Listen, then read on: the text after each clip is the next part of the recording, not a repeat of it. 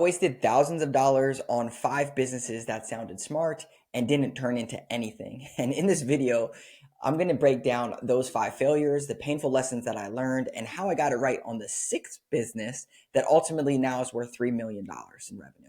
So the first business that I messed up on, I was 18. So now I'm currently 35. So I was 18 years old. I had saved $850 from working at Ruby Tuesdays. And I don't even know how I heard about this, but it was a voice over IP package where you could basically help businesses create this VoIP service for them. And I got the package, they sent me some stuff in the mail, and they set up a basic like website for me, and my job was to go out and sell this VoIP thing. So I basically was buying this thing that now I had to go out and sell. I had obviously no idea what I was doing. I had saved up to $850 from working at Ruby Tuesdays, and what I realized after 2 weeks is like I don't even know what I'm doing or what this even is.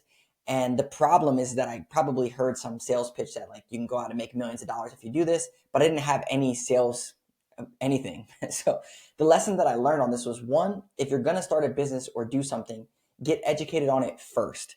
Don't just spend money and get stuff and then try to figure out how to do it. So one, get educated. Second, build the skills first. So if I knew how to sell, or I had some network, or I could go out and think about like, who is this going to actually help? Then I would know the problem that I could solve and I can go help people.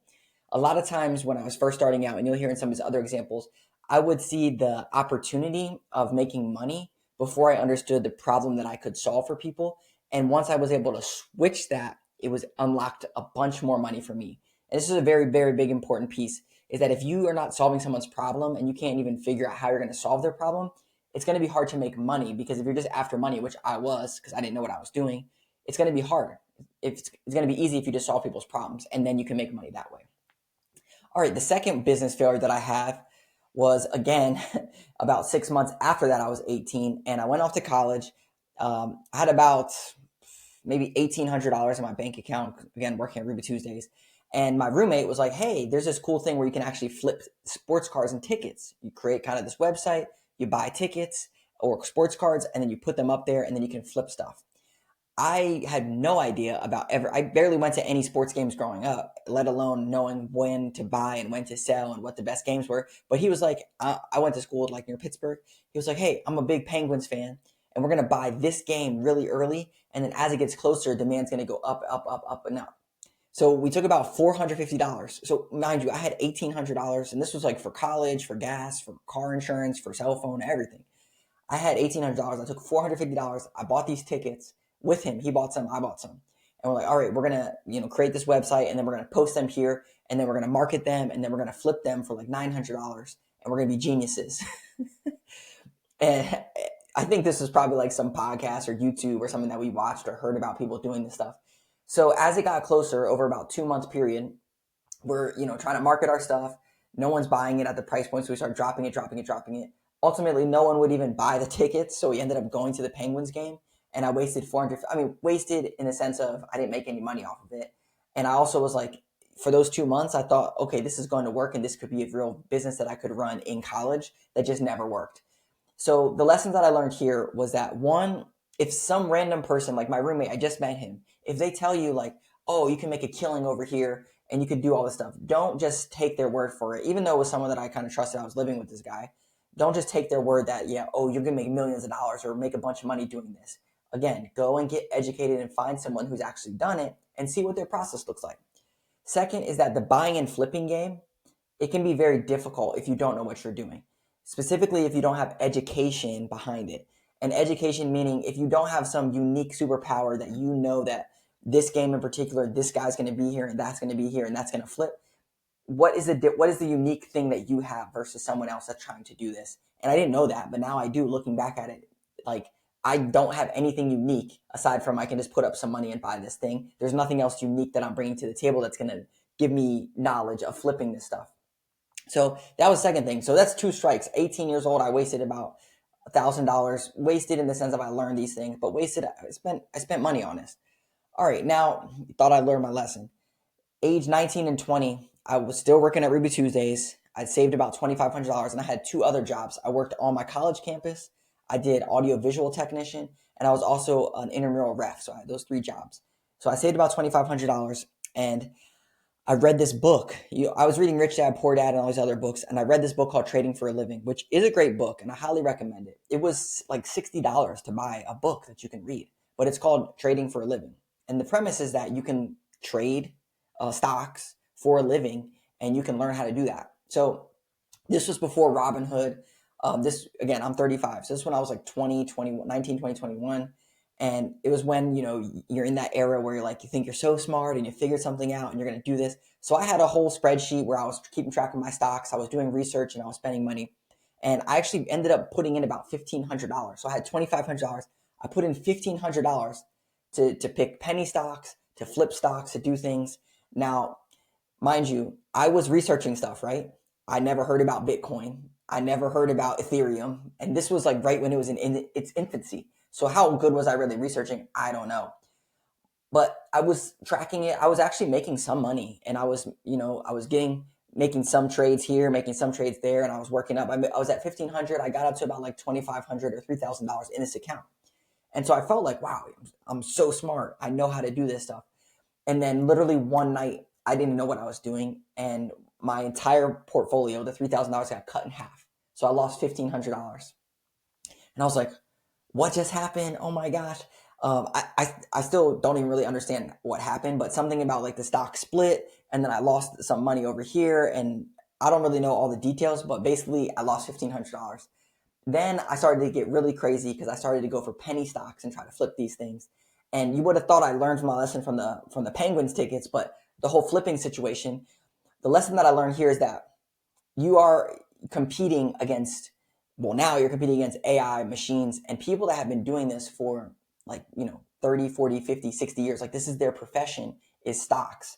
And what I realize is that when you put money in, people that know what they're doing, they're basically taking your money and making money off your money. So when people buy in, it's taking the money and then giving it to the next person that's making trades, and you're kind of trading against these people. It's literally like, a stock market where the market is going and you're trading against these people. So for me, I didn't really understand what I was doing. I just thought you buy stocks and you sell them and that kind of stuff. But other people are out there and saying, okay, here's some money. Let me go make this money and take this money from this person who really doesn't know what they're doing. So I started to learn about these markets, supply and demand. This in particular, the stock trading thing, if you have never tried this before or read this book, even Trading for a Living, this was my third thing that I tried. And for me, the number one thing that I learned on this is that you got to spend more time. I spent about 12 months at this, and I made, 1,500 or 3,000, lost it. But 12 months time frame, I think, is a really good amount of time to be able to say, hey, this is working or it's not working. Also, to dedicate time to something was very, it started to click for me that like I had a kind of a unique advantage because I was spending a lot of time educating myself. I just didn't realize how specialty or expertise that you need for stock picking. All right, so now I'm out. I literally lost all that money. So ultimately, I lost $1,500. But I learned a valuable lesson, which is spend more time on things. Take your time. Don't just get over your skis on stuff. Now, at this point in my life, I was about 22, and I just graduated college, and I had $30,000 in student loans when I came out of school. And I started to go into my debt-free side of what I was doing. So the risky taking risks and starting businesses, I got more into the corporate track at this point in my life, so that way I could start paying off my debts and really just went all in on my career. I was working at Enterprise Rent-A-Car, and I just went all in on like Enterprise all day, every day. Let me just make a bunch of money here. And over the next 3 years, so 22 to 25, I paid off my student loans. I bought a condo with cash, as I talked about on this channel before, and a bunch of other stuff.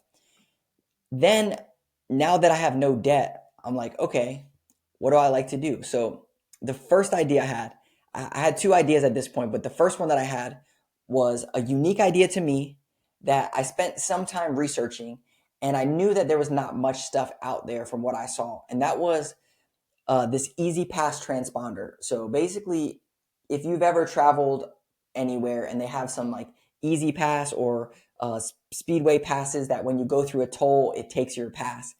I was working at Enterprise, and we had so many of these Easy Passes left over in cars. People didn't take their transponders out of the car. So I said, and I live in the DC metro area, so there's a lot of people coming in and out of the city all the time. So I was like, well, what if we could take that technology and turn it into an app on the phone? where then anyone that comes in could just download this app. Then all they had to do was like put money into it. And then if it was in the car with them, they could just scan it as they went through, and it was all good and everyone could get paid. And it made a lot of sense in my mind. And I told people at Enterprise, I kind of pitched it to different people to see what they thought. And they were like, oh, this is a great idea. I had not one clue about creating an app. And this when I was 25, this was 10 years ago.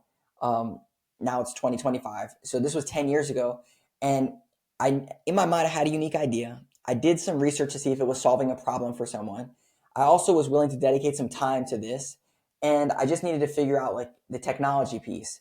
So I just started Googling and I found a company that was like, yeah, we'll make an app for you. And I liked the idea, proof of concept. So I paid $1,500 to have this person develop an app and start the process of like, okay, could I do something with this? And what is this actually going to take? It didn't work out. The lesson that I learned here is that just because you have a unique idea, just because you think that it will solve a problem, which I know that it will solve a problem, and I have a unique idea, and I did research on it, and I find a company that could do it. Ultimately, it was a risk that I took and spent some money, but the technology piece, there was a disconnect. And if I would have done some more digging, I probably could have figured this out, but there was a disconnect between the technology that was in EasyPass and the technology that was in the phone. But what I realized is you can have a unique idea, solve people's problems, spend time on it, research it, and it still doesn't work out. All right, so that's four. That's four losses right there. And ultimately, okay, we lost maybe $3,000 or $4,000.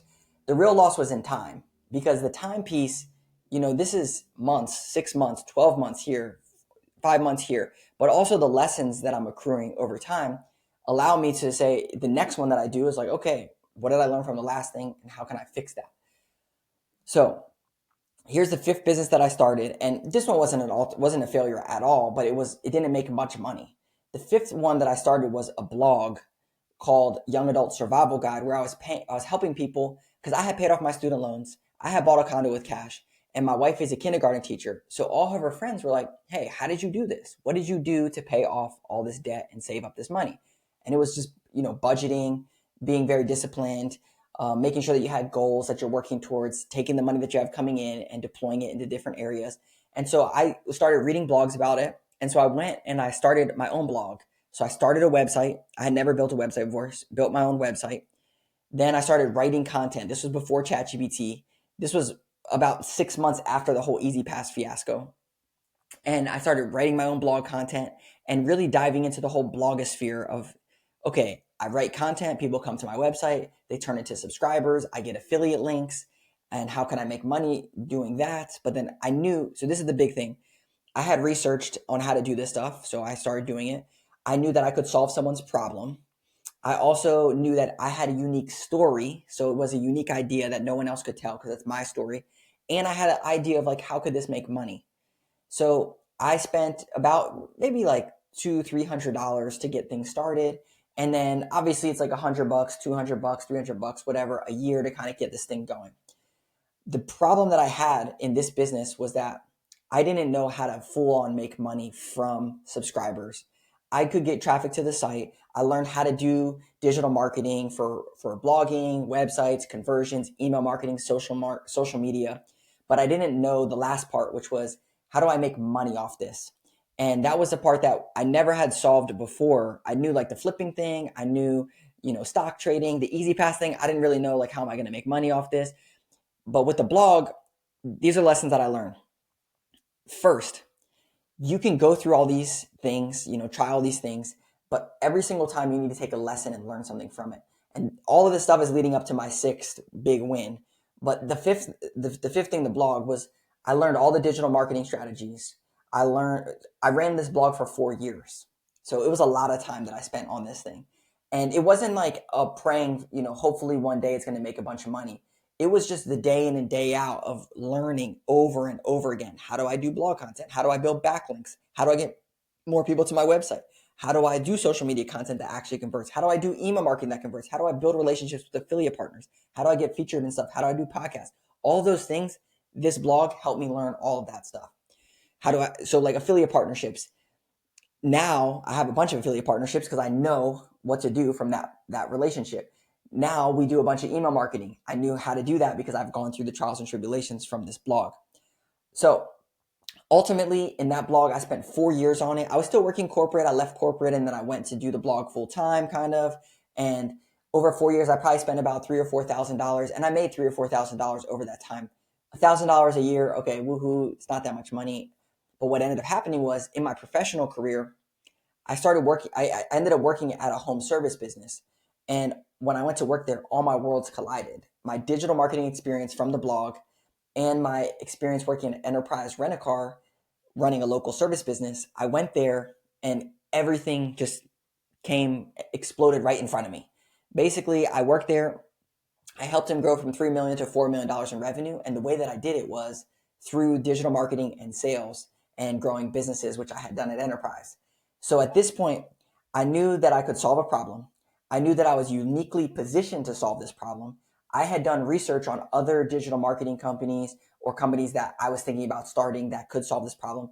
And I knew how I could charge, because if I could solve this problem, when I was working at the home service business, we were paying these companies $2,000 or $3,000 a month. So I knew that I could charge that much because I could deliver way better results. So that's the sixth business that I started, which is called Flash Consulting. This company right here, this company right here. And I want to share this because over the last 6 years that I've been running this business, we've generated over $4 million in revenue, and we had companies reach out to us to acquire us for $3 million even, and we're growing like crazy.